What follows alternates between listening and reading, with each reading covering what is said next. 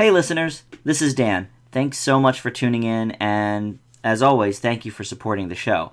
I did want to let you guys know, though, that in the recording process for this week's episode, we did have some audio issues for the first 15 minutes or so. So the first two reviews we do, No Good Deed and Dolphin Tale 2, are going to be a little bit garbled, a little bit lower quality audio than you're used to. So listen to it if you can. Hopefully you'll be able to hear everything all right. If it's too much for you, then feel free to fast forward to when we start talking about The Drop, right around the 17-minute mark, and you can hyperlink to that review in our description here. Just wanted to give you guys the heads up on that. And again, thanks so much for listening, and please enjoy the show. Hey, welcome to Film Fanatics, three film geeks discussing movies both new and old. My name is Dan. My name is Justin. And I'm Joe. This week, Winter the Dolphin finds some hope in Dolphin Tale 2. Idris Elba is a home invader in No Good Deed, and James Gandolfini graces us with his final performance in The Drop. Our home media moment is Oscar-nominated animated film Ernest Celestine, leading into our top 5, which is our favorite Best Animated Feature nominees. Our triple feature of older films is new classic Django Unchained, Justin's pick for old classic Strange Days, and in our Oscar A to Z, the Jimmy Stewart film Anatomy of a Murder. First up, though, is the number one box office film of the week, and that is $24 million earning No Good Deed. Justin's going to tell us about it. Colin Evans, played by Idris Elba, is a convict who, after serving 5 years for his violent crimes, is up for parole until he makes his violent escape and ends up on the doorstep of Terry, played by Taraji P. Henson, a mother just trying to take care of her family in the midst of an ugly storm. As she becomes increasingly suspicious of Colin's story, she'll have to protect herself and her family from their ominous intruder. As we talked about in the last show, I've failed 12 films this year, and I'm fairly confident there will be more on the chopping block before the year's out. In the case of No Good Deed, a film that doesn't even try to be anything but cliché, hope lies in the two leads. Despite the atrocious, underdeveloped, and just all-around pitiful writing, these two truly seem to be doing their best to elevate the material to keep it engaging for the 85-minute running time. Although I can't say it ever drags, it still presents numerous plot holes, characters that essentially go nowhere, and downright pathetic attempts to secure a PG-13 rating. By the end, they do try to add a twist to tie everything together, but it seems so thrown in at the last second for the sake of wanting to be clever that it almost feels redundant in a film that's constantly focusing on the wrong place, wrong time scenario. It's a ridiculously lazy film that should have never been made, but for Henson and Elba's performances, as well as decent pacing, No Good Deed escapes with a D. Yeah, the roast titles for this film basically write themselves. No good script, no good logic. It has a lot of problems. There's some massive plot holes, like you mentioned, Justin, and it made it really hard for me to put myself in the shoes of the protagonist, Henson. Though if I were in Henson's shoes, you can believe that if I was able to get a shot in or stab at the intruder, I would do it a couple more times to actually make sure he's down. One of my biggest problems with her character is that every time she had Elba on the ground, she just ran away, allowing him to get up and come at her again. He must have gotten up like 6 or 7 times before she learned. But repetition really is the name of the game in this whole film anyway. It's a brisk 84 minutes, as Justin mentioned, but honestly they could have shaved off even more.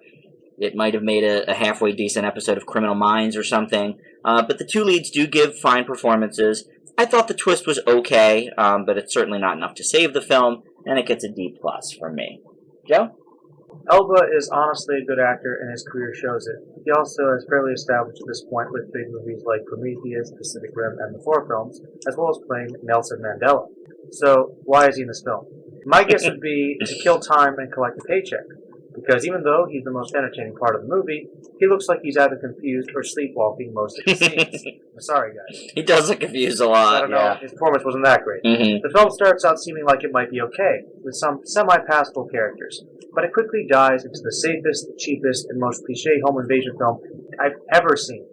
Even when it tries to be scary, it tries way too hard, with blaring music and random slow-motion shots. The acting is okay, but not really that convincing overall. I think it is a big waste of time, and I give it an F. Well, I will say, I didn't say they gave great performances, I just said they gave fine performances. They're okay. Passable. But I'm glad you brought up the music, because that is something that was annoying me the whole film. Yeah. It was like, Forced. it was very forced, the like, ominous, like, oh, it's gonna happen. Yeah, you know, And then they're just it barely stops. nothing, and they're just like standing still, and they're just walking. It looks like he's like, "Am I supposed to be scared? Mm-hmm. Yes, I'm creepy. I'm just gonna stand." But here. trying to be sexy, also. I guess. Yeah. The whole sexual element was lost here. Yeah. I guess it's supposed to be enticing because it's the Mhm. home invasion. He's big, strong man, Which machismo. Well, beyond disturbing, but That's just no. I don't. Yeah. I mean, if you're gonna make a fantasy like that, it's gonna be kind of cheap no matter what. But this was just.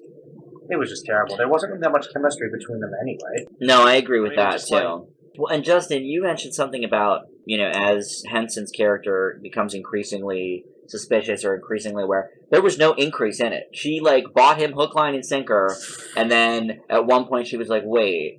He's I get Like, it. when she saw the knives were missing in the kitchen and when her friend left, then she was like, oh, okay. so dumb. And, yeah, like, there was no increase. Look, She bought it, and then all of a sudden she didn't. it's not like she's a teenage girl. This woman's like She was grown a DA. woman with a freaking family. You know, Right. she's educated. This was just ridiculous. And that twist at the end, come on, I thought it was okay. that was stupid. Yeah. All right, really? well. That was his whole motivation? Come Which on, makes no sense whatsoever. It doesn't. It doesn't, but at least it gave him a reason to be there. But as you're saying, Can he he didn't just need a reason. He's He's a home invader. He's a psycho. No, he's not a ex-con. home invader. He's an ex-con, criminal, evil. He is. That's his motivation. Well- He doesn't need anything else. Does not need entire For a motive. movie like this, it doesn't need to be like that. And I'm just saying, I guess. this movie was so dumb. The fact that it tried to be smart like that was It's unnecessary. pathetic. All right. That scene was like, oh no, it was you, her. Yeah. Oh, Look, at least it gave him a reason. He's not a home invader, Justin. He's a murderer. He just happened Well, to home invade these people within for the- these specific reasons. within the context of the film, he's a home invader. Which is where I was going with that. Yes, but I guess that's not why he went to jail originally. That was never, I guess, made clear. But Well, I mean, since he did break into the home, I guess we could assume probably robbery, breaking and entering. Yeah, I mean, perhaps. that's kind of his MO, obviously, because he knows how to deceive people. Also, I don't know what you guys found the biggest plot hole. I think mine was just the fact that he murders these two cops in the beginning Yeah. that are taking him back, and somehow, literally, no one's looking for him. Yeah, no. And he makes this statement like late in the film, like, "Oh, I hope the APB they have on me hasn't jumped states." You murdered two cops. I'm pretty sure it did instantly. It's not 1961. Like, Yeah, I didn't get they that. have the internet now, The fact so that he was that able to get away pretty much scot-free from that in Yeah. the middle of the highway, I was like, that for me was the biggest gaping plot it's a hole. little in the bit of a movie. stretch. Yeah. All right. Well, we don't have to spend any more time on No Good Deed. Let's Thank move God. on to Dolphin Tale 2. The film returns us to an aquarium in Clearwater, Florida, where the dolphin we fell in love with in the first film, Winter, is struggling with loneliness and physical deterioration after her other dolphin friend dies. The crew must find another female dolphin to pair her with soon to help her, or she will be moved to another facility in Texas. As she is the star attraction at Clearwater Marine Aquarium, and many of the staff has gotten close to her, nobody working there or the financial backers want that to happen. All the main cast from the 2011 film reprise their roles here, including Harry Connick Jr. as Dr. Clay Haskett, the head of the aquarium, Cozy Zuzeldorf as his daughter Hazel that works there, Hazel's love interest and Winter's closest pal Sawyer, played by Nathan Gamble, Ashley Judd as Sawyer's mom, and Morgan Freeman as Dr. Cameron McCarthy, whose expertise in robotics and prosthetics helps Winter survive in both films. Like the original, the basic elements of Dolphin Tale 2 are real, but many things, including Sawyer's existence, are not. When the movie moves away from reality and tries to create drama or conflict, like Sawyer's decision whether or not to go to a semester at sea, it falls a bit apart. Honestly, the two lead actors are very good, at times even showing up many of the adult actors, not Morgan Freeman, obviously, but more like Harry Connick Jr., the newscasters, that kind of thing. It gets a little bit corny every now and then, but honestly, so far in 2014, it's the best live-action family film that we've had, and it gets a B. Joe? I never saw the first movie, but with this one, it seems to hold up pretty well without it. Mm-hmm. The story is cute and fluffy, as can be expected, but still, it does provide a decent tale with enough stakes to keep the audience invested. What actually impressed me was the child actors are among the best performers in the film, and some of the best written characters. I was really surprised by that. It can be silly at times, but does have some welcome, quieter moments that make the story more believable. The pacing is good and it provides some decent entertainment for the family, though I think the fans of the first film will probably appreciate it more than most, and I give it a B-. Nice. Yeah, I think it helps that the kids are so strongly written and good actors. I suspect if they were weaker, it would just cave. Probably. I agree. Justin, what do you think of Dolphin Tale 2? If ever there was a subgenre in family film constantly being marred by cute humor, that would be of the animal variety.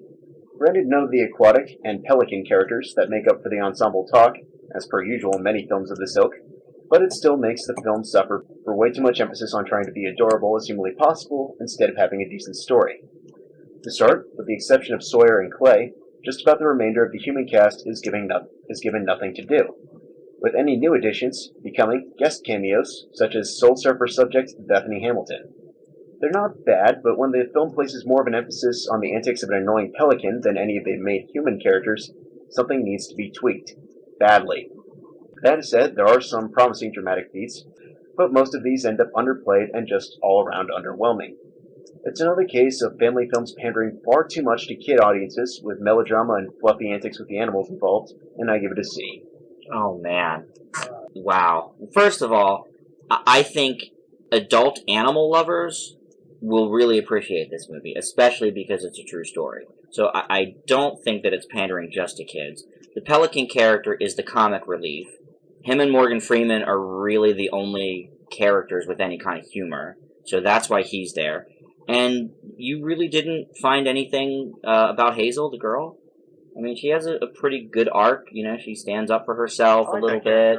She had a good back and forth with Harry Connick Jr. as the dad. That didn't do it for you? Like I said, it was just melodramatic. I mean, maybe realistic.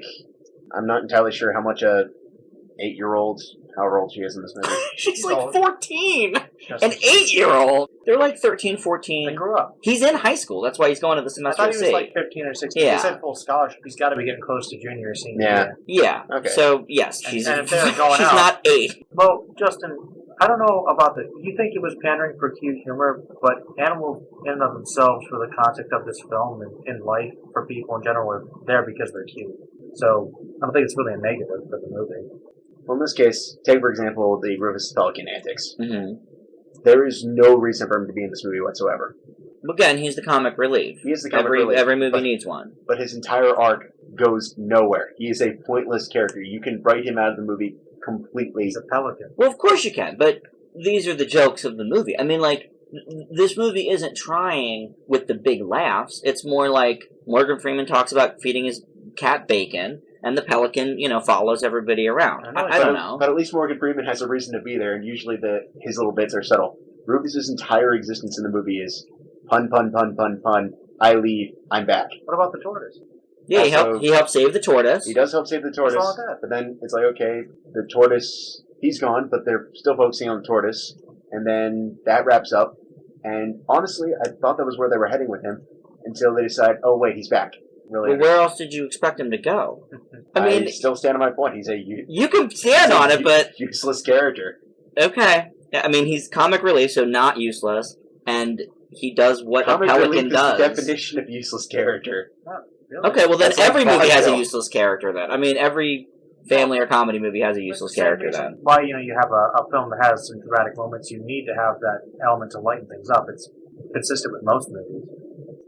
Yes, but usually they have a reason to be there instead of, we need a comic relief character. He's one of the animals in the exhibit, so they He's work not, with him. though. Well, for They them say he is. straight up. yeah, no, that's true. He doesn't really work. He's Yeah. not part of it. That's problem number one. Well, that's the thing. They kind of take him in, though. He's like adopted almost. Yeah, So it's like, and it's an open area thing.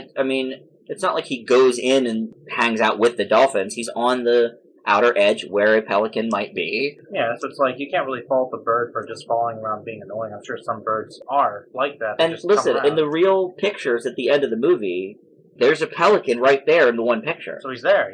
I mean, It's based on real life to some extent. So it's not like That's hole number two. I severely question how authentic this movie actually is, particularly with Sora's existence.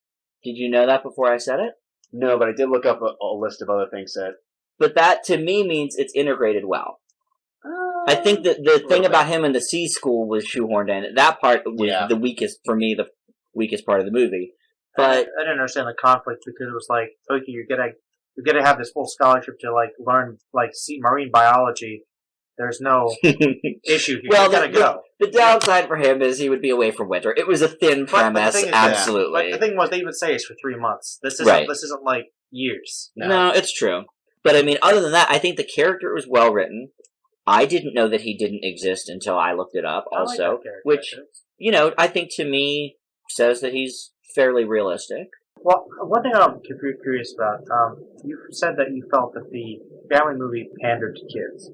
Isn't it allowed to? Because kids are like 50% of the audience. Can't you pander to them a little bit?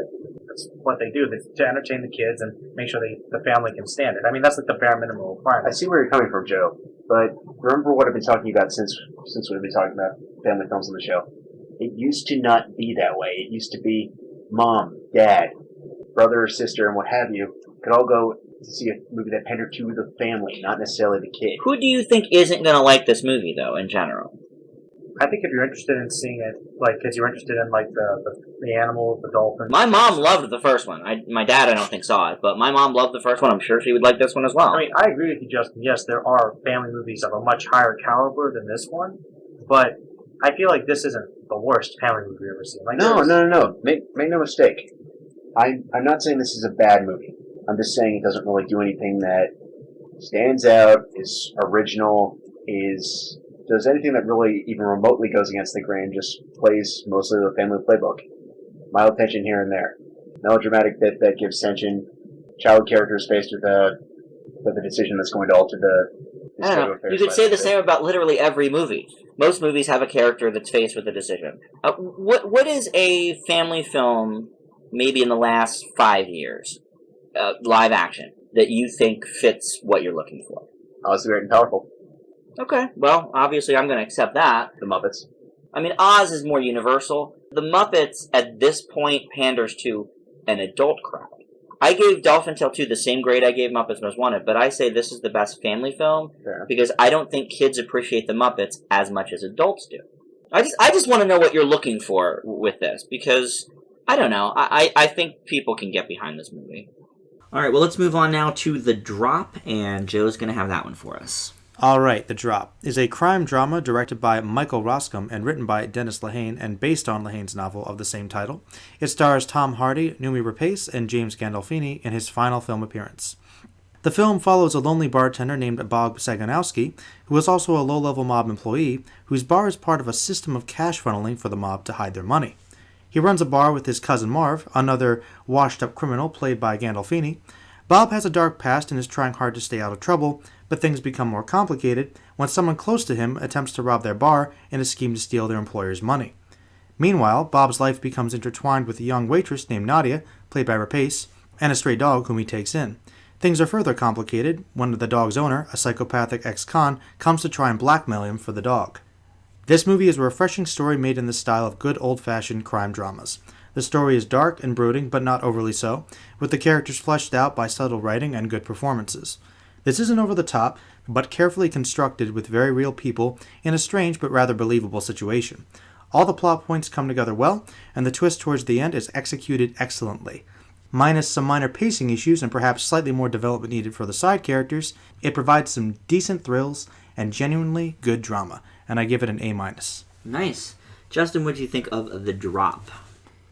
In what has seemed to become a nightmare of posthumous films in 2014, James Gandolfini has arguably offered up the best of the bunch with The Drop.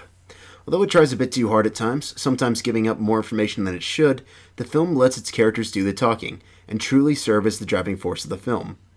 Tom Hardy continues to show how much range he truly has at his disposal as an actor, seamlessly transitioning from the marble-mouthed ruffian from Lawless, or the confusing accented Bane from The Dark Knight Rises, to being a small-town barkeep in Brooklyn trying to hold everything together. The conflicts are subtle but undeniably intense, and emphasize how even the smallest detail, such as an adorable pit bull puppy, factors into it is truly impressive. Unfortunately, the ending wraps things up a little too neatly, but The Drop is a more than worthy final posthumous film from Gandolfini, and I give it a B+. Yeah, this movie is well-crafted, well-acted, suspenseful, unpredictable.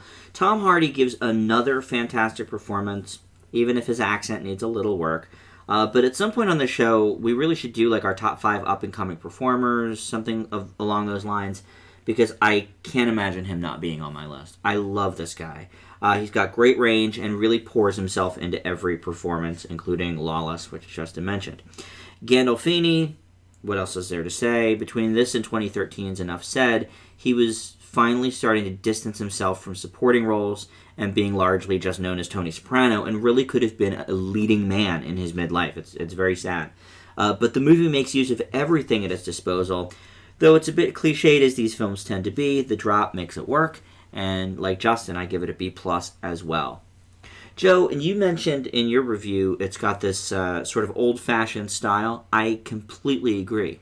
I think it would fit right at home, like with some 70s crime thrillers or mob movies. Yeah, I was thinking like kind of more, if you look at some of Scorsese's older films, or even just some of the general like style that's more cut and dry of like the 80s and 90s thrillers and dramas. It was more in that style. Like it was very low key, very basic, not too many blaring effects or stunts, just good cinematography and good acting, really carrying. And no pandering either. No. Like everything is sort of natural, and it doesn't try to go for, a big production. No. Like you said, no effects or anything like that. It's a quiet story. Ahead. It's subtle, and that's in terms of its display versus presentation, as well as its writing, the acting, everything's subtle. There's a lot going on. There's a lot of subtext.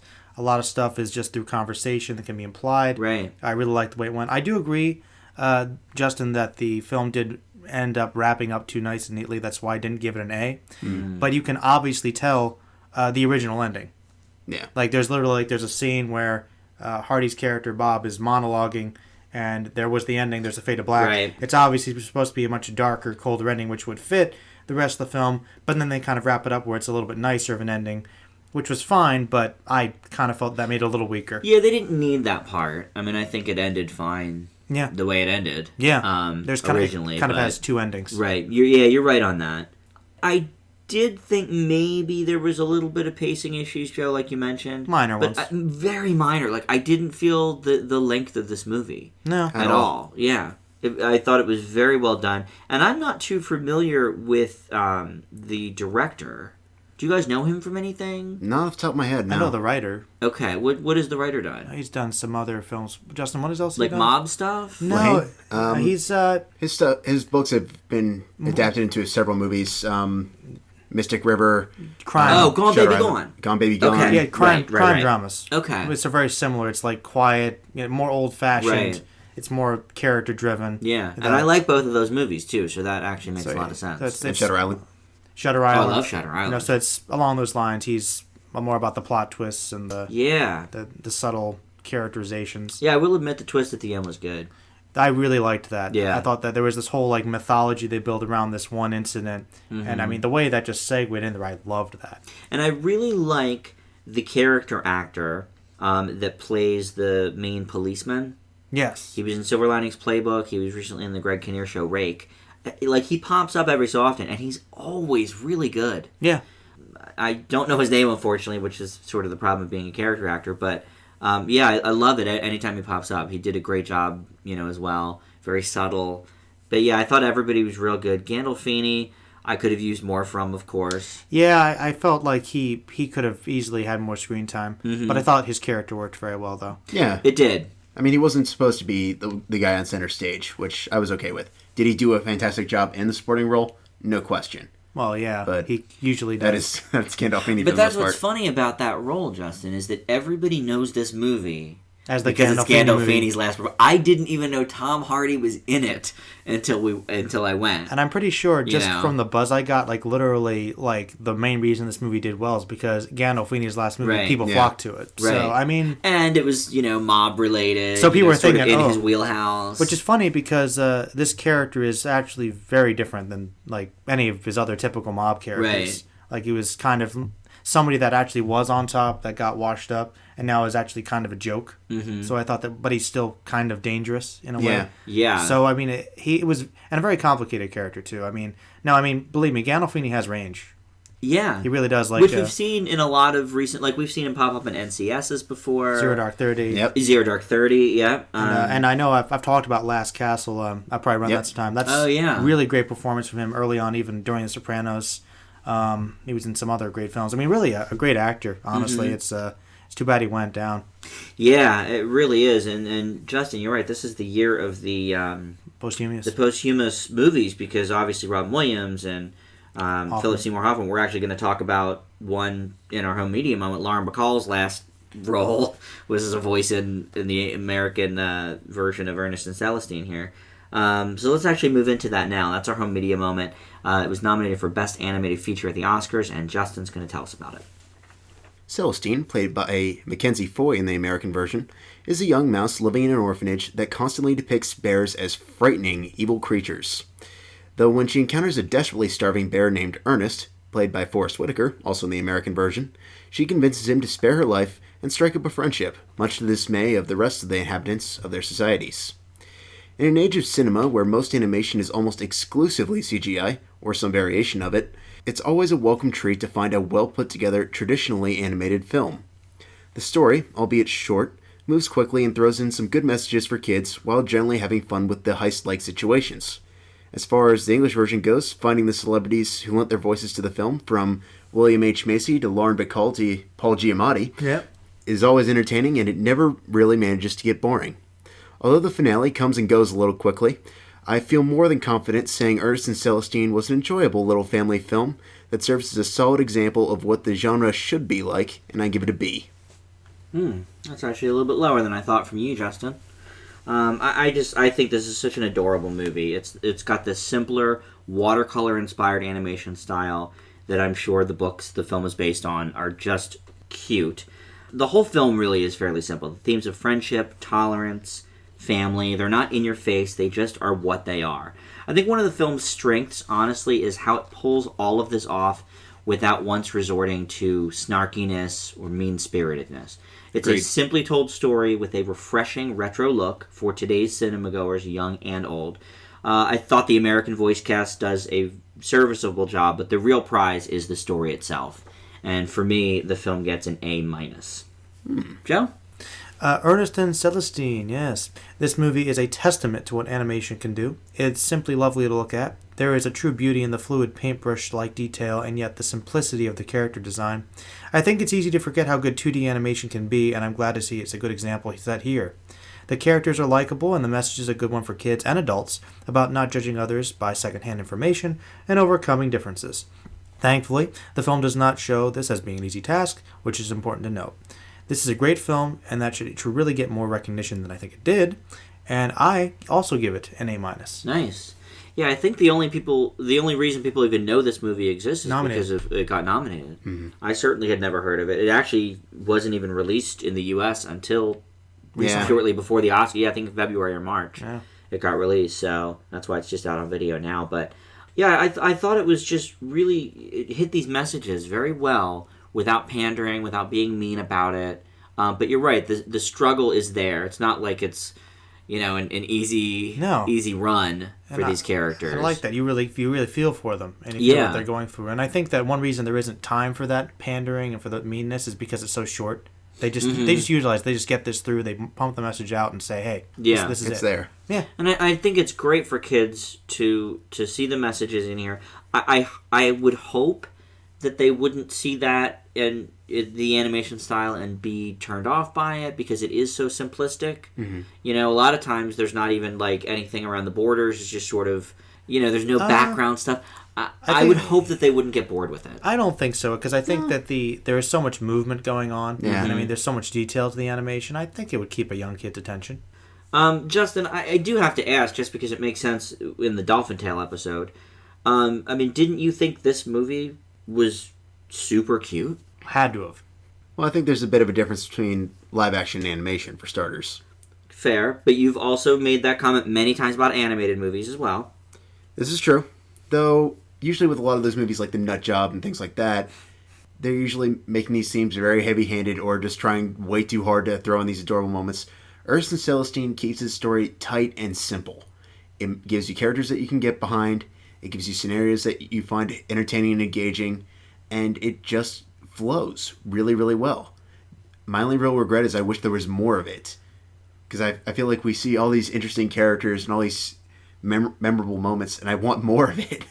I could have seen more with the people that own the candy store and the dentistry, of the dentist office. I mean, but I don't know. I mean, I think sometimes simplicity is okay, and it's okay to be simple and not fully flesh out every character that you see. You know, people come and go, in our lives every day. No, I'm not denying that, and I'm a firm believer of there's a time and a place, but I still feel like a little bit more can make a big difference.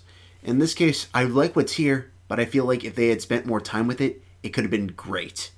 Obviously, I'm in the minority here because you guys gave it A-minuses, and I'm absolutely not going to fight you on that, but for me, I just really would have liked even more. Not necessarily like a boatload more, but just a little bit more. Because obviously, kid movie can't be a 2-hour epic. Well, actually, it depends. I mean, if you ask Pixar, they would... Or Miyazaki. They might disagree. I don't know. But yeah, I mean, I think... I don't know. I would think this movie is probably... I mean, it's aimed at families, certainly. Yeah. Yes. But I would say it's aimed most at, like, Younger little kids like PBS age. Yeah. Like, before they graduate to Nickelodeon and Disney Channel. Like, you know what I between, mean? like, 5 to 10, kind of? Yeah, I would say, like, 5 to 10. Just between the themes and the style and everything. That's a good example. Like, it reminded me a lot of Winnie the Pooh. I could see it as being like shorts you'd see on PBS. Yeah. Like one of those like short little programs, like 15-minute episodes. They have like a little incident lesson. That's actually a very good example. I could totally see it. And I mean, it's not just one book, it's a whole series of books, so I can totally see why they have a following. You know, I don't know them, obviously, but I guess they're quite popular with the youngsters. I don't know if it's in this country, though. I think it's more popular. France? Yeah, probably in France, yeah. That's cool, though. I mean, hey, get them over here. Translate them. Yeah, I mean, maybe with this film, who knows if people start, watching it. I'm sure somebody would. Yeah, it's just being released on DVD. The parents could certainly do worse, Yeah. So to substitute it for a lot of things that came out this year, so.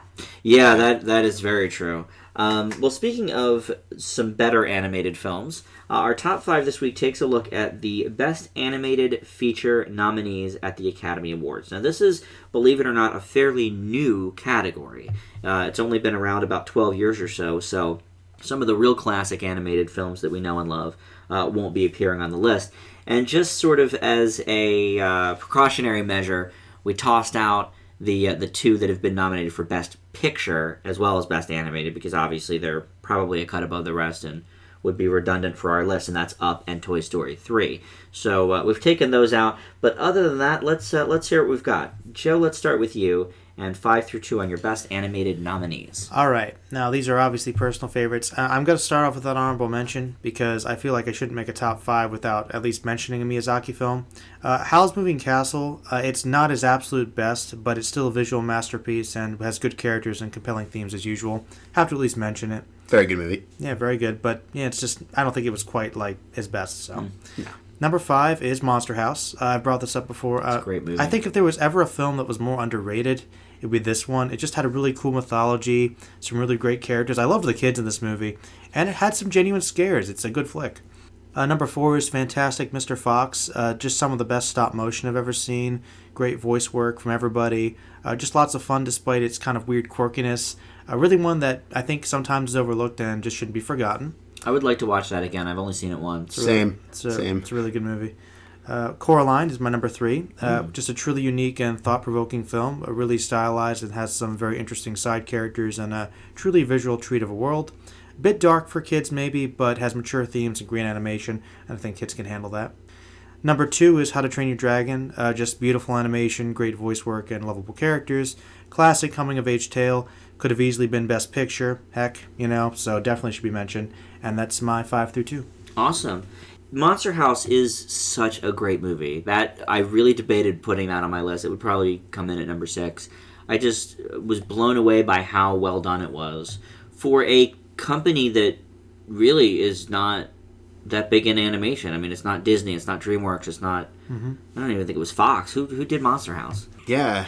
Like just some no-name. It was a minor company. studio. Yeah, and I was very surprised at how well it was done. My number 5 is Shrek 2.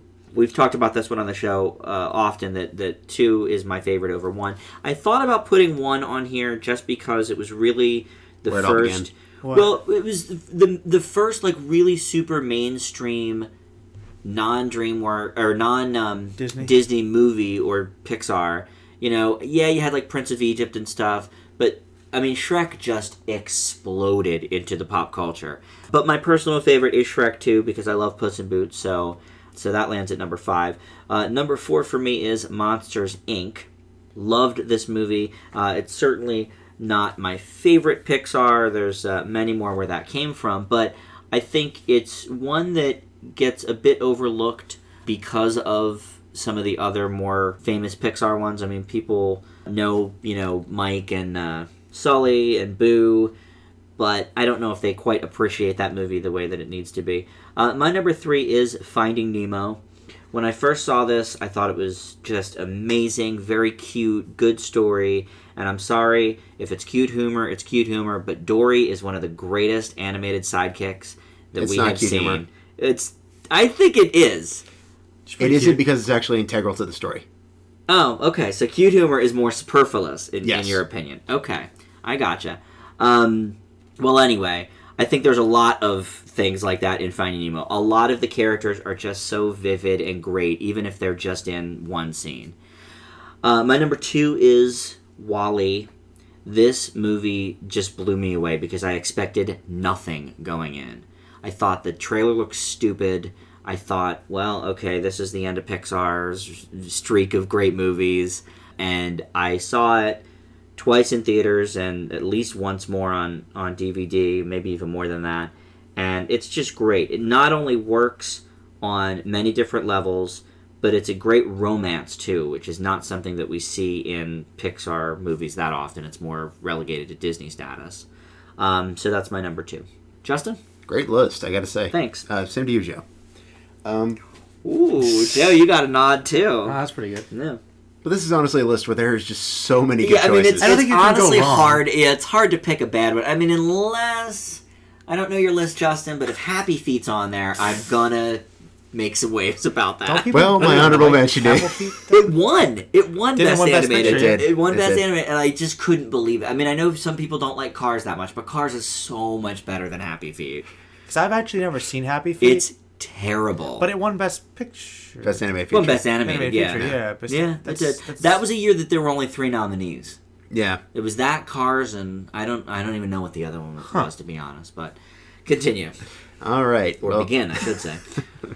I'll also throw out an honorable mention. Shrek and Shrek 2, fantastic movies. Mm-hmm. Much like you, Dan, I think Shrek 2 is even better. Shrek was the first that kicked off the whole Best Animated Feature thing. My number 5 is Wallace and Gromit: The Curse of the Were-Rabbit. Oh. Brings all the wit and quirky chaos of the shorts that I grew up with and loved as a kid to the feature film format perfectly. It's well paced, it has great new additions, and honestly, I would really love to see them do another theatrical sequel because I thought this was great.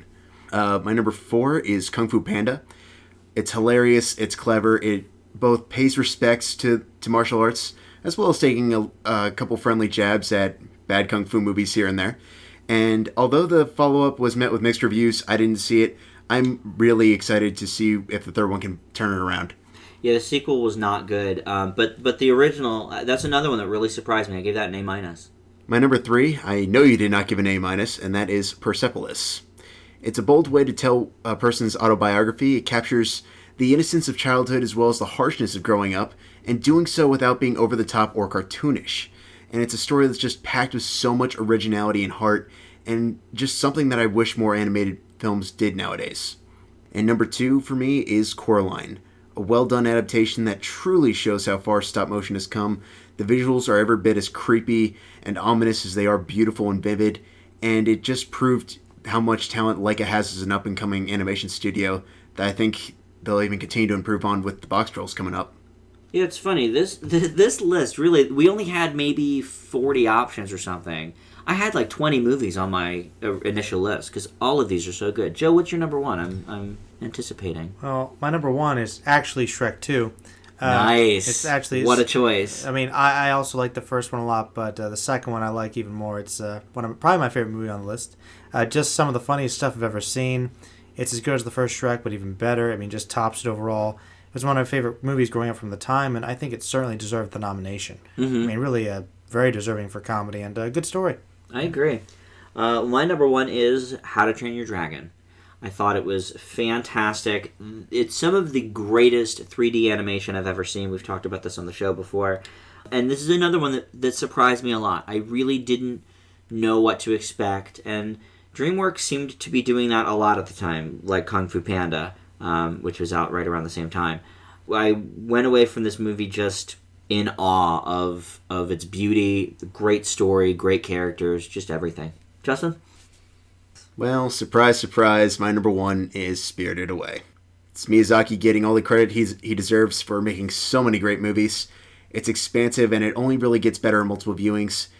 First of all, just have to say, obviously great choice for number one. Just a great film overall. One of Miyazaki's best films. Just beautiful. Awesome. Definitely winning, deserving of the award. I must have misunderstood this list. What did you think it was? Just nominees, not winners. Well, if they won, they got nominated too. Would you like to redo your list? No, it's, okay. It's fine. It's just that I mean, if they got nominated, or if they won, they also got nominated. Yes, but I was thinking just nominees strictly. We weren't going to do the ones that won because that would be a little more interesting. I see. So nominees only. Yeah. You were excluding the ones that were Best Picture too. I just excluded the two that were Best Picture because obviously Up would be me and Justin's number one yet again. Yeah, and Toy Story 3 would probably be number two. You guys were saying things. I think you guys were saying things that won. I'm like, was I allowed to pick things that won? Because then Spirited Away would have been on my list, obviously. Oh, okay. You know what I mean? So I was just like, I thought we were doing just nominees. I gotcha. So. Well, Spirited Away for sure would be on your list then. Oh yeah, I mean, it would have been a good one, but I was just going by nominees. Well, that's what makes these lists fun. Yeah. That sometimes we're not all on the same page with what they mean. Well, even so, still, just a great pick for your number one, though, Justin, really. That actually makes a little more sense for me, Joe, because I was wondering why there was no Pixar movies on anybody else's list but mine. Would you have put maybe a WALL-E or something on your list, or go look at the list? Because now I'm a little like annoyed at myself now. Incredibles, obviously, on the list. I was surprised that The Incredibles wasn't. That's why. Spirited Away and Incredibles probably would have been the only difference. So honestly, it probably would have been bumping things down. It probably then would have been Incredibles number 2. Spirited Away probably would have been number 1 with Justin, or maybe flip flopped. Okay. So they would have been 1 or 2, either one of those. Yeah. Okay. So to answer your question, there's my Pixar movie. Yeah, I was definitely surprised I was the only Pixar person on the crew here. Yeah, we hate Pixar, didn't you know? I thought Justin was going to put WALL-E somewhere on there. WALL-E was on the short list. Yeah. Was Waltz with Bashir ever nominated? I believe it was. I think it was for documentary, though. Oh, you're right. I think it was animated. nominated for documentary. It was, but I think they didn't want to cross the two. Oh, come on. That's stupid. Well, you know what? It is dumb, but honorary mention. I know they didn't nominate it, but Waltz with Bashir should have won Best Picture or something. So somebody's got to run that movie. But no, still great list though. Actually, I do agree with you. I think Monsters Inc. is kind of overshadowed. Yeah, people don't talk about that because much. Between Toy Story and Nemo, it's it gets a little bit underused. I think that's a shame. I only saw Finding Nemo once. I thought it was a good movie. I thought the animation was great, but I didn't quite get behind the hype. Why do you think that one is so good? Well, I have to say it had been maybe 7 or 8 years since I had seen it, and then they did the re-release in 3D 2 years ago. Mm-hmm. And that might have helped. I realized how brilliant it is. It's the funniest of the Pixar movies, except maybe the first Toy Story. Mm-hmm. It's got a great story, and again, just all of the characters are well done. I mean, it's a movie where even a character that comes on and says 2 lines, you know that character. Mm. It doesn't. It's not like he comes in, does a funny line, and then leaves. I mean, that might happen, but you also get a sense of the character because Dory and Marlin are scared of him, or whatever. You get a good sense of everybody, and it's a good father-son story. I don't know. It's very well done. So basically, it's everything Shark Tale wasn't. Exactly. That's actually very good. That's actually a very good point because one of my favorite bits in that entire movie is the school of fish scene. Mm-hmm. And you see them once and they never come back, but they're a scream, and I don't. Yeah. It's been years after the fact, and I still remember that scene. I think if you watch it again, Joe, it will hold up.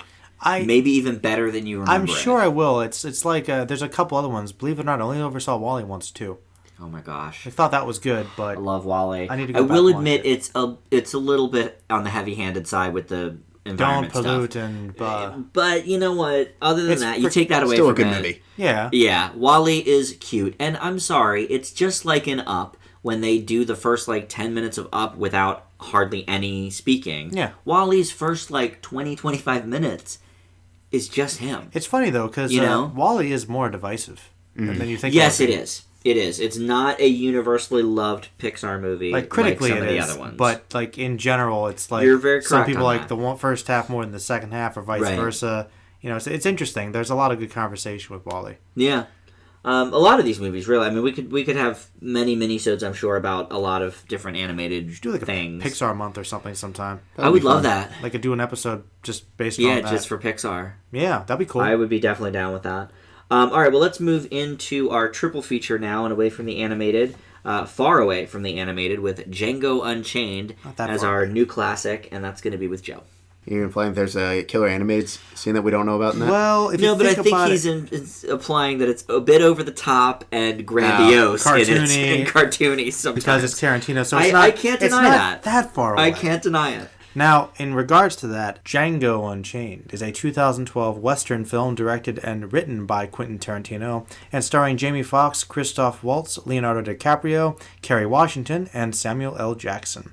It is in the highly stylized fashion of spaghetti western films that it is made, and it takes place in the Old West and Old South shortly before the Civil War. The film follows a slave named Django, played by Jamie Foxx, and a German bounty hunter named Dr. Schultz, played by Waltz, who team up to hunt down outlaws and eventually seek out and rescue Django's wife, played by Kerry Washington, from an evil plantation owner, played by Leonardo DiCaprio, and his evil henchman, played by Samuel L. Jackson, who is an indoctrinated slave who's actually the guy basically running things. This film is another example of why Tarantino is one of my favorite directors. He has managed to pay homage, or homage, as Justin would say, to over-the-top and exploitative films that he has enjoyed from his youth, and make really entertaining and fascinating films using that as a foundation. Django is an example of newer Tarantino films, epic in scope and abundant in style. Django and Schultz have one of the best character bonds I've seen in recent years, and Django's growth as a character is very fun to watch. Not to mention the performances, everyone here is top-notch and having fun, particularly DiCaprio and Jackson as both slightly cartoony, but somehow very believable villains. The shots of the scenery are magnificent, the action is greatly choreographed, and the soundtrack is powerful, and the costumes are beautiful. The only negative is that the film does run on perhaps slightly long in the middle, though it is essentially an epic, so it really didn't bother me. I also felt that Schultz kind of stole the show from Django to the point that they had to get rid of him to make Django's story more relevant. Still, Django is well shot, well written, and well acted, and balances the sense of fun action and comedy with some legitimate drama and character growth. It's evident of Tarantino's style and some of his best work, and I give it an A. Justin, how about you on Django? Tarantino has never been afraid to head into touchy, sometimes even flat-out controversial territory, but in Django Unchained, I would argue it's his bravest move yet. Presenting the issue through the lens of a Western, or as Tarantino calls it given the film's setting, a Southern, has never been done before, and here it's out in full with some great characters and some wonderful performances. Fox and Waltz have great chemistry as the two bounty hunters, and the supporting cast truly steps out of their comfort zone to bring their characters to life, notably DiCaprio as the vicious Calvin Candy. That said, like most Tarantino films, this is not always easy viewing. While much of the violence is darkly comedic, there are many instances where it's downright brutal to watch and stomach. Though the film never glorifies these moments, but rather uses it to emphasize just how much slavery served as one of the most despicable times in human history. Although the film does take some odd turns and arguably goes a bit too long with its ending, Django Unchained continues to show off Tarantino's talent as a filmmaker as well as a storyteller, leaving me extremely excited for next year's The Hateful Eight, and I give it a B+. Well, like many Tarantino films, for me, Django is one that really had to simmer. I generally like his style, his scripts, the actors he gets, but some of his films take a little longer to digest than others. For Django, It wasn't the blood splatter or the intensity of the subject matter, both Tarantino staples. I just didn't think the film was edited appropriately enough. I thought it could have ended at the big shootout, but kept on going, and I got bored. Justin's current grade, I gave Django a B+. Upon a second viewing, though, it honestly sits very comfortably with some of Tarantino's best. It does not drag, even on a repeat, and I was wrong. It ends exactly where it needs to. Waltz's Dr. Schultz is one of the most well-written Tarantino characters out there, and it is easy to see why in a very competitive Best Supporting Actor race 2 years ago, he came away with the trophy. Fox is no slouch either, gives an unforgettable performance, one of his best. The Samuel L. Jackson performance was in my top 5 Jackson performances that we did. Very Leo. Leo's always great, so that goes without saying, but you're right, he really is having a lot of fun with this role. It is a bit cartoony in its nature. So honestly, for the new classic, Django bumps all the way up to an A for me. I actually thought you didn't like it that much because you said you were kind of iffy about it the first time. I was. I thought that was one that got a little bit overhyped. When it got nominated for Best Picture, I was like, really? It's like almost 3 hours. It's kind of boring. This and that. I mean, I'm not a huge Western fan to begin with, and I don't know if that maybe to be fair, was part of it. No offense to him, but it's barely a Western. It is barely a Western, that's true. I also thought this worked a little better for me when we were watching it, but the scene with Jonah Hill is just so out of left field and cartoony. I think the first time I saw it, I was like, even for Tarantino, this is pretty broad comedy, for one of his movies. And then as we're watching it again and sort of, talking about it, it is kind of a Tarantino-y thing to do. It happens a lot in his movies. To just sort of take a complete left where it should have gone right or could have gone right. And I don't know. It somehow worked for me better. Maybe it was watching it, with you guys as opposed to, sitting in silence in a theater watching it, left to my own thoughts. But I don't know. I really got a lot out of it the second time. Now, Justin, did your grade improve or decline at all? Or was it a B+ through and through for you? I think when I originally saw it, this was definitely one that I had to simmer on as well. Mm-hmm. I think a lot of his movies you do. Definitely. I think when I got out of the theater the first time, it was a B. Upon reflection, 1 day, 2 days, I think by the time it was like Monday, I gave it a B+. Okay. So to answer your question, it didn't really change. But I mean, it's one of those that I think it's better on repeat viewings. You definitely catch things you didn't see before. For me, it's just my least favorite, and I say least favorite because they're all good. The rest of them are so good that it's like B+ is not really bad. No, not really bad at all. But I will say, I know that obviously it's a positive grade, but you don't like Django that much. But I mean, there's a lot of Tarantino movies that are like that. Like you have, take Kill Bill. The Bride is an interesting character, but you have all these other supporting characters that are really interesting. Mm-hmm. Or even Inglourious Bastards, where it's really Shoshana's story, but we have Lieutenant Aldo Rain, we have Hugo Stiglitz, we have Hans Landa. So, what's the point you're So going too for? many interesting characters is a big problem? You don't think there's No, it's one of those cases where the supporting cast is sometimes more interesting than the protagonist. Django's no slouch, like you said. He's a plenty interesting character. But let's face it, for the first hour or so, we're much more interested in what's going on with King Schultz. You're not wrong about that. No, that is very true. Everybody agrees about that. That's one reason why I didn't give it an A+, because I felt like that's a little bit of an issue. Right. But if Django doesn't exist, he has no purpose. No. And the story has no purpose. The story doesn't exist, obviously. I'm not saying Django doesn't carry dramatic weight. Right. And by the last third of the movie, it is completely Django's movie. Yes. So you just think that the biggest weakness was you thought that the main character was the weakest of all the main Tarantino characters? Is that what I'm getting? For this movie, yes. I mean, in terms of weakest overall Tarantino character, I'm not sure. Just in this case, it's you have Calvin Candy, who's this interesting character. You have Steven, who I hated the first time round. And more I'm like, I like it. He was actually one of my favorites the first time I saw it. Which is why, before the second viewing, he was on my top 5 Samuel L. Jackson performances. Or characters, whatever we did. But I really liked Steven the first time I saw it. And I don't know if that's because he was, running the show. I didn't love Leo's character. I liked the performance, as always. But he is so loathsome You don't really care. It's just hard to Enjoy watching him? But then, since Django Unchained, He's a good villain. We've seen 12 Years a Slave, and we've seen all these movies where there are horrible, horrible people, but they're good characters that have good characters and good performances. So, maybe that helped me on a second viewing as well. I can see that. It's a good comparison because they're very similar films in some ways, but they're just looking at it from a different perspective. Yeah, I mean, he's not completely far off from Fassbender's character in 12 Years a Slave when it comes right down to it, as most plantation owners of the day probably weren't. That's why I said in my review they're cartoony, but they're kind of believable, because they're saying these things that are obviously ridiculous, but people believed these things back then. Out of curiosity, though, you gave this one a B+. Is this like your lowest grade for a Tarantino movie? I think so. I mean, Jackie Brown's kind of in the same category of, like, I didn't really like it the first time around, but the more it's sitting with me, the more I like it. Don't talk bad about Jackie Brown, Justin. That's one of Joe's favorites.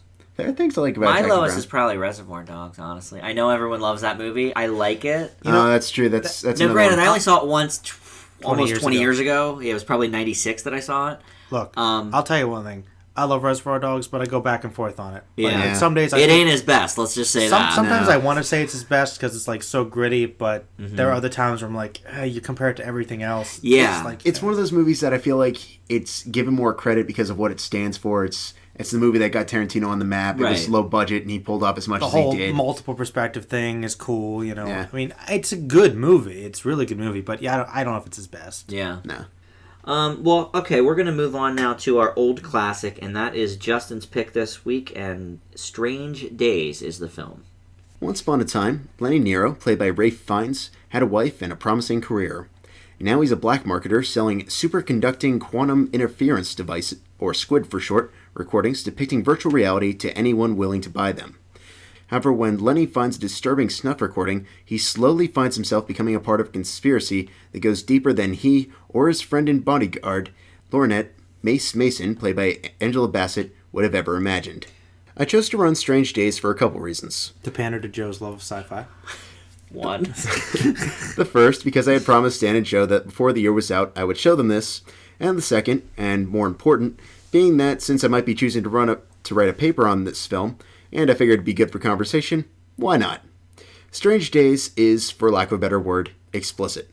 It's heavy with its imagery, and very 90s, but it presents concepts and ideologies, particularly in humanity's relationship with technology, that I would happily argue were way ahead of its time, particularly during the intense point-of-view prologue sequence.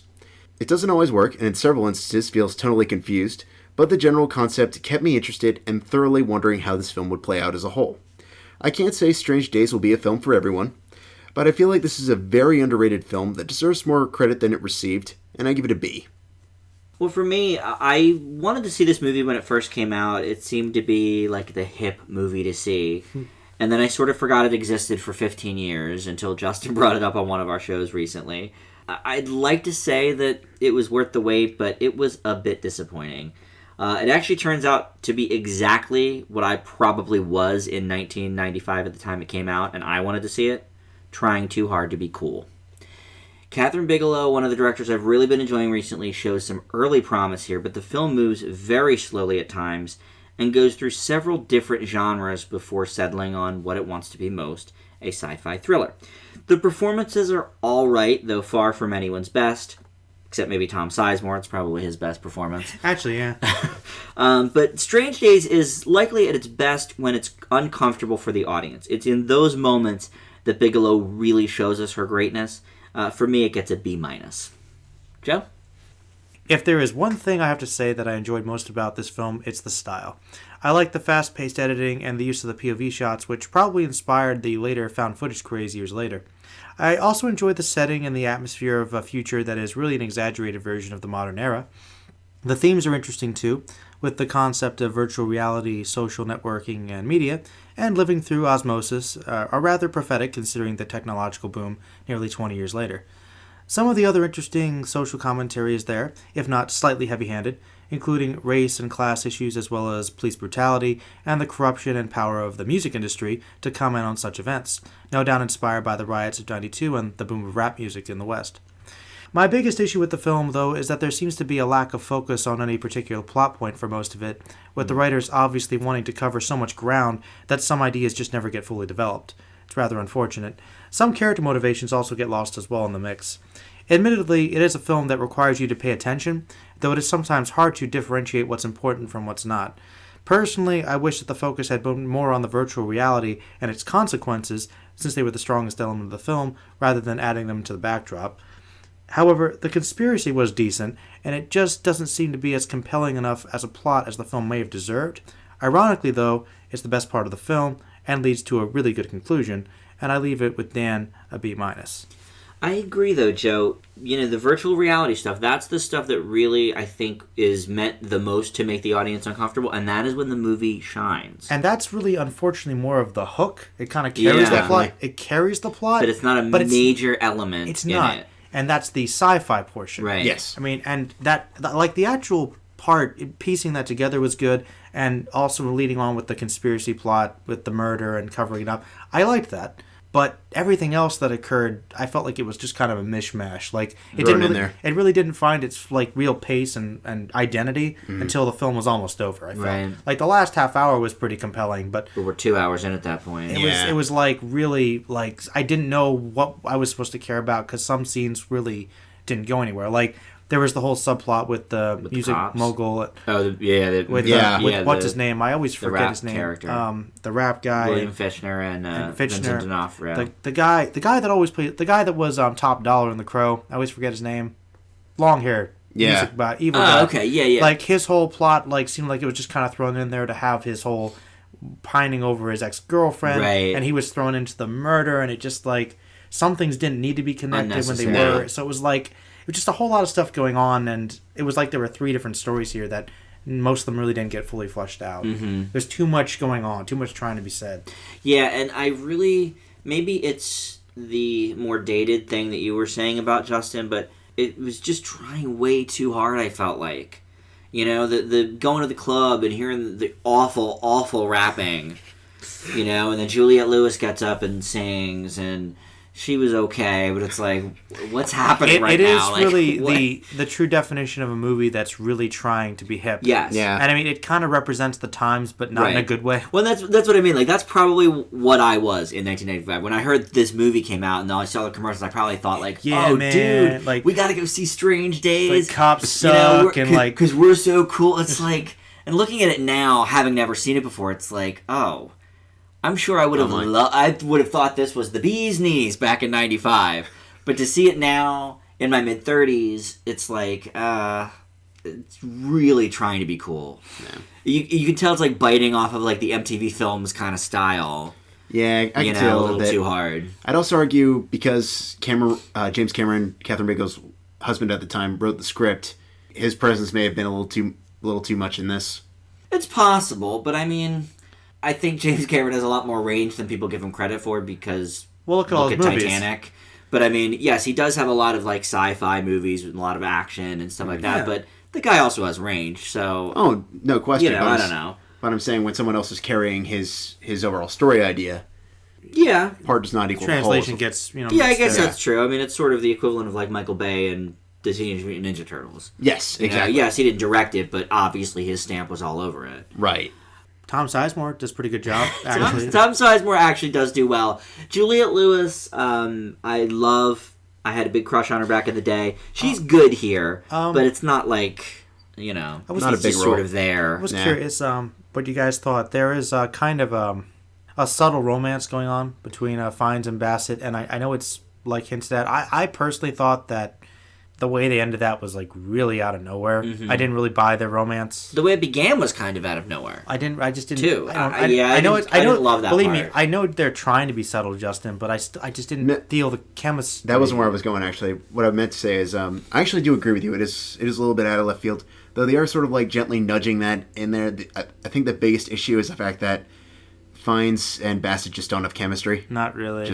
Yeah, that is true. It's a good point. I don't know if that could be fixed with a recast or anything along those lines, but they just don't. And they're both good actors, so maybe it's just the characters weren't that well developed enough, or his was. I actually liked I don't know about hers. I liked their performances and the characters. I just thought the romance was a little weird. Mm-hmm. I didn't quite buy it. Yeah. But I mean, it was okay. I just felt like the way they ended, it's almost like, oh, it's like we've had this deep love forever, and I'm like, right. At best, you guys were like kind of interested. Yeah. Yeah. You know, like I'd drive you around for your deals, man. Right. But I thought she was great. She was probably my favorite character. No, her character was interesting. I wish there had been more chemistry, so that would have actually like came full force. But instead, they just sort of like hint at it, and then it's like, oh, yeah, that was where you were heading. Yeah, not really so much working. Yeah. Although, as we sort of pointed out as we were watching it, 2014 on Film Fanatics is sort of the year of the Fiennes. This is the fourth Ray Fiennes movie now we've reviewed on the show this year. Grand Budapest, In Bruges, and the Great Expectations remake. Yep. So, all right, well, moving on now. Our final film is the Oscar A to Z, and that is Anatomy of a Murder. This is a 1959 film nominated for 7 Oscars. It didn't win any, unfortunately, but it was nominated, including Best Actor for James Stewart, Supporting Actor twice, Arthur O'Connell and George C. Scott.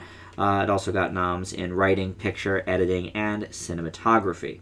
Small-town lawyer Paul Beegler, played by Stewart, takes a case from Army wife Lara Mannion, whose husband Manny has been arrested for murdering innkeeper Barney Quill, who may or may not have raped Lara.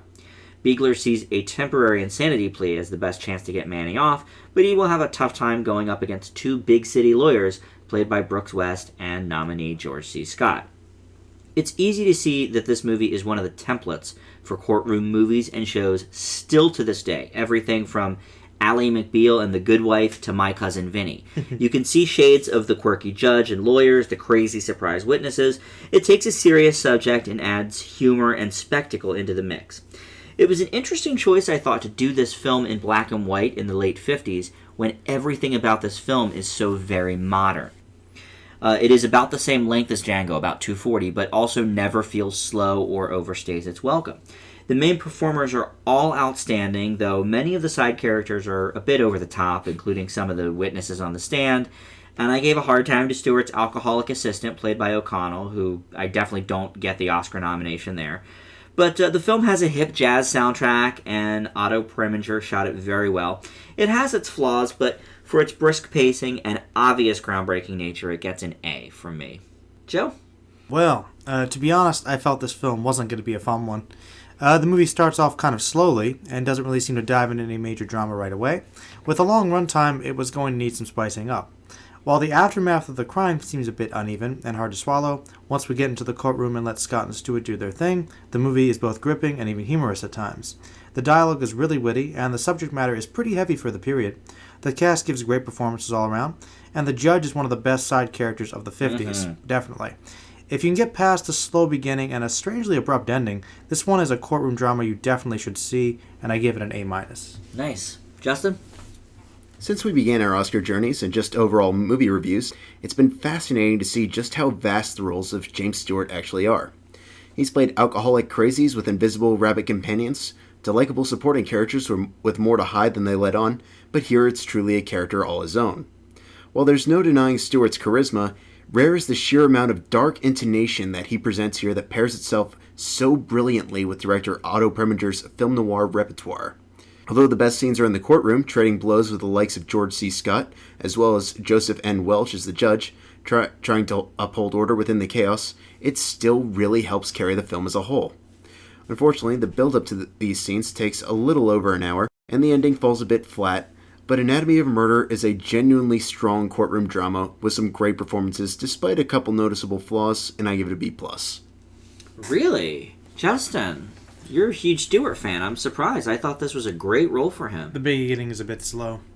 The beginning is a bit slow. I will give you that. And if I were basing it on, I don't know, modern times, you know, if this movie was released in 2014, yes, cut out the first half hour probably, or at least shorten it to 8 minutes.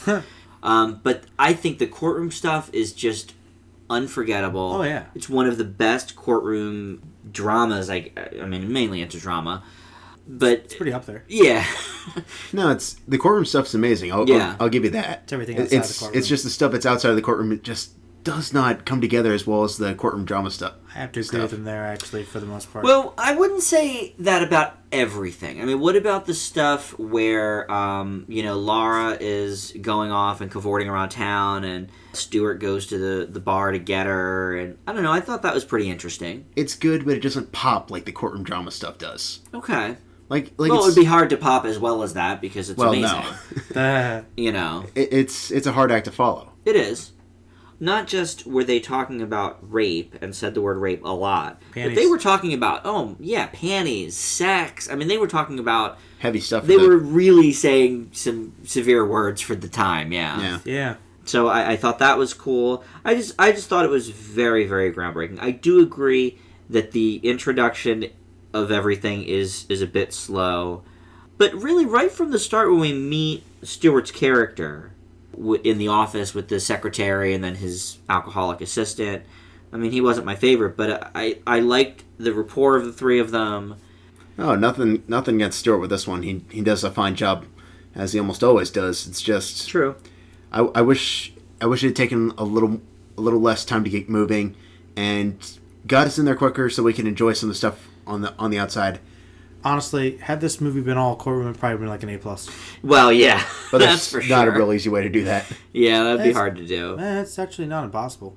I don't think it necessarily ended that abruptly, though. I mean, it did sort of, but like we were already 2.5 hours into the movie. It just fell flat. The drama was over. The trial was over. I just didn't think the ending was good. I mean, I was like the way they just ended that scene at the final. I just didn't think it was appropriate. I didn't. It seemed a bit off to me. Okay. Do you wanted more of like an epilogue scene or something? Something. Just flesh it out a little more because it just seemed like like that whole thing happened and now we're just here going our separate ways. I don't know. I just didn't. It didn't feel cinematic to me. Okay. Well, certainly, if nothing else, one of the classic courtroom movies of history. No, I mean, definitely. Yeah. definitely like a great courtroom drama. Definitely could see how it inspired a lot of things. Yeah. So the alcoholic best friend got nominated? Yeah, can you believe that? It's weird. My least favorite. I thought the judge should have been nominated. He wasn't? I agree. No. Oh, wow. It was just the big city lawyer and then the assistant. Which I think is a shame. Yeah, the judge is probably the best part of the movie, He's even hilarious. over Jimmy Stewart. All right, well, that is going to wrap up the show for this week. We hope you've enjoyed it. Joe, the summer movie schedule is over, so is you guys doing anything special on the Merlin channel? Maybe Box Trolls coming up? Box Trolls, maybe. Anything with comic books? I think the next big one will probably be the Dracula one in October. Okay, some hate Sorry to watching, hear I that. assume. I think that's the main idea. That's the goal. Let's see here. What am I doing? I released I put up our video, our live action one. Yes, we've got our live show up, the video show. Check that out on the channel. I did first impressions of this anime called Kaiji. It's actually like a gambling thriller. I actually really liked it. So check that out if you're interested in that. Not bad. It's a newer series. I actually recently had 900 subs. So That's awesome. I'll be doing a special for that. And I'm also currently writing Yu Yu Hakusho debate about who the best villain is on that series. So Cool. got some good stuff So going yeah, on. a lot of stuff going on. And if you, the listener, have not subscribed to our channel yet, go ahead and do that. And you can, of course, like us on Facebook as well. That's Film Fanatics with an exclamation point. We post our 5-word reviews there weekly. And the Twitter feed is @FilmFanaticsPod. Thanks for listening, and we'll see you back here next week. Bye!